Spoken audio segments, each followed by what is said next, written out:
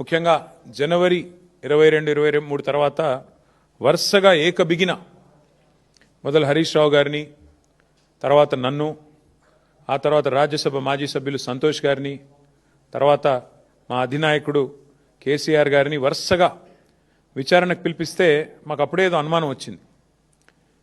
ఇదేదో diversion game బాగానే సీరియస్గానే ఆడుతున్నారు, ఎందుకు ఆడుతున్నారు, ఇంత హడావుడిగా ఎందుకు చేస్తున్నారు అని చెప్పి మాకు డౌట్ వచ్చింది. ఆ డౌట్ వచ్చిన తర్వాత మేము కూడా తవ్వడం మొదలుపెట్టాం. ఏది కవర్ చేయడానికి, ఎందుకోసం ఈ కవర్ డ్రైవ్లు, ఎక్స్ట్రా కవర్ డ్రైవ్లు అని జాగ్రత్తగా ఆలోచిస్తే దొరికింది మాకు ఒక పెద్ద ఫ్రాడు, ఒక పెద్ద ముఖ్యమంత్రి గారి బినామీ భాగోతం ఒకటి బయటపడ్డది. ఇది జనవరి 23 నాడు కేంద్ర ప్రభుత్వం అట్లాగే రాష్ట్ర ప్రభుత్వానికి సుప్రీంకోర్టు నోటీసులు ఇచ్చింది. కేఎల్ఎస్ఆర్ అనే ఒక కంపెనీ, ఇన్ఫ్రాస్ట్రక్చర్ కంపెనీ, ఈ కంపెనీ ముఖ్యమంత్రి గారి బినామీ కంపెనీ.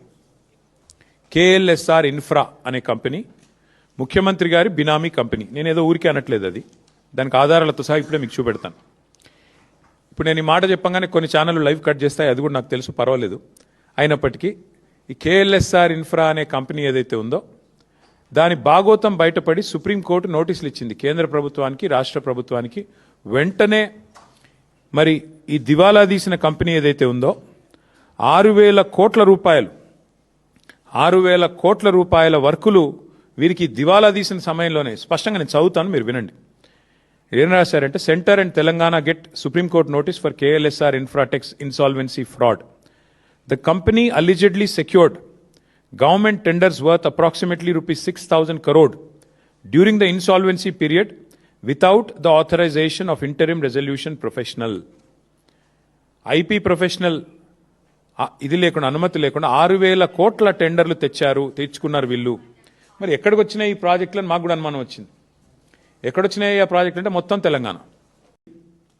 అయితే ఇప్పుడు ఏమైంది, 2023 జూలైలో ఈ కేఎల్ఎస్ఆర్ అనే కంపెనీకి ఇంకొక కంపెనీ ASMET అనే కంపెనీకి మధ్యన గొడవ జరిగి ఇద్దరు కలిసి national company law tribunal NCLAT వాళ్ళని అప్రోచ్ అయిన తర్వాత ఇప్పుడు ఆ కేసు విచారణ ప్రస్తుతం ఈ కేఎల్ఎస్ఆర్ అనే కంపెనీకి ASMET అనే కంపెనీకి మధ్యన ఇప్పుడు అక్కడ కార్పొరేట్ ఇన్సాల్వెన్సీ రెజల్యూషన్ ప్రాసెస్ అంటారు దీన్ని, దాని కింద విచారణ జరుగుతూ ఉంది.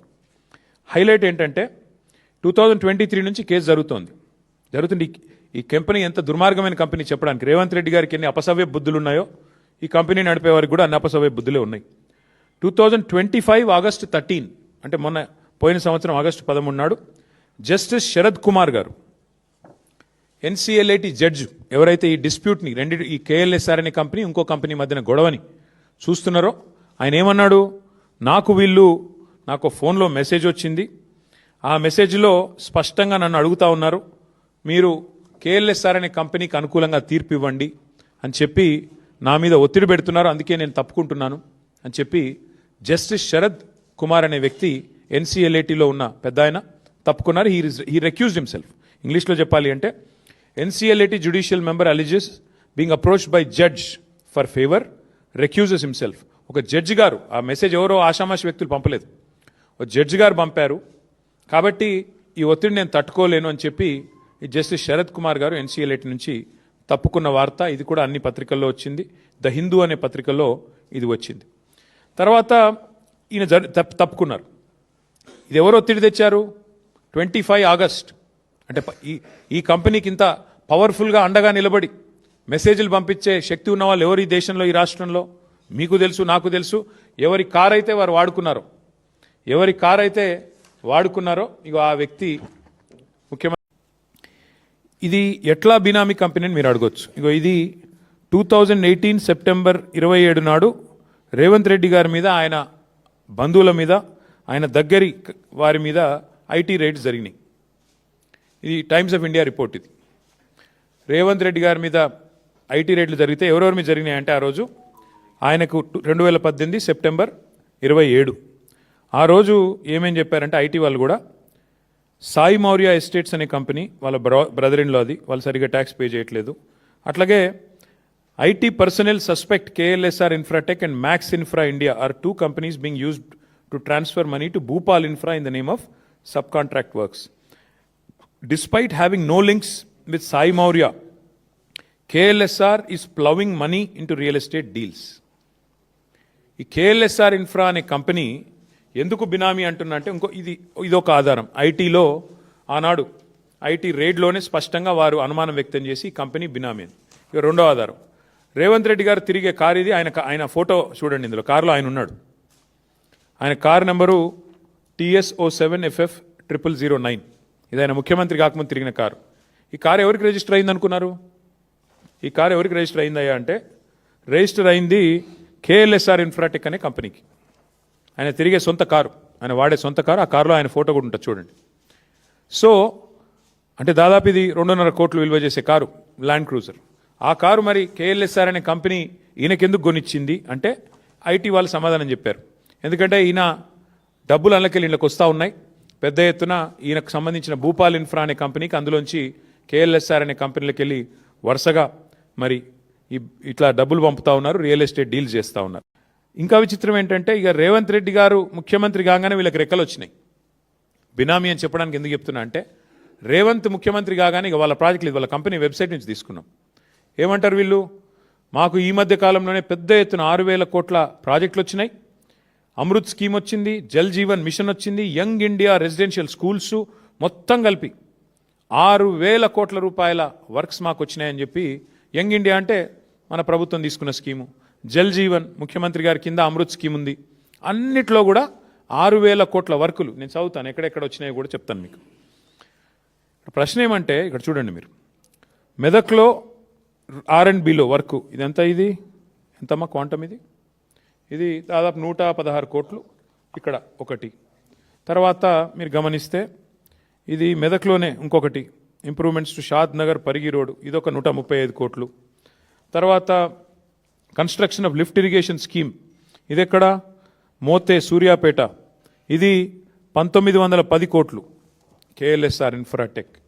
తర్వాత Rajiv Gandhi lift irrigation scheme, ఇది ఎక్కడ, గణపవరం కోదాడ, ఇది కూడా మరి ఇది కూడా 320 కోట్లు.